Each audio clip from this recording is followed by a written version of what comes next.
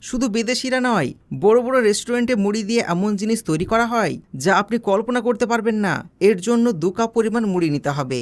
যে কোনো ধরনের মুড়ি নিলেই চলবে। এবার এর মধ্যে দিতে হবে কাঁচা ডিম। আমরা এখানে 2টো ডিম ইউজ করছি। এবার এটাকে ভালো করে মাখিয়ে নিতে হবে। এটাতে 1 চামচ তেল দিচ্ছি।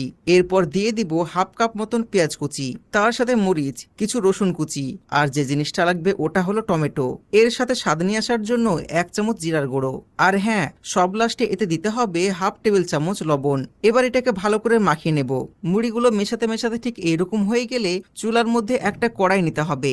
এবার এতে দিয়ে দেব সরিষার তেল। এর মধ্যে আমাদের মুড়িগুলো দিয়ে দিতে হবে।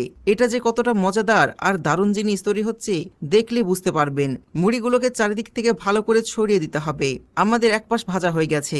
এবার এটাকে উল্টে দিতে হবে। এটাকে একটা কাটারের সাহায্যে কাটতে হবে। এটা পিৎজার চেয়েও মজাদার। এর উপর সস দিয়ে দিই। আপনারা চাইলে সস ছাড়া খেতে পারেন, আবার সস দিয়েও খেতে পারেন। এটি সম্পূর্ণ আপনার ইচ্ছা।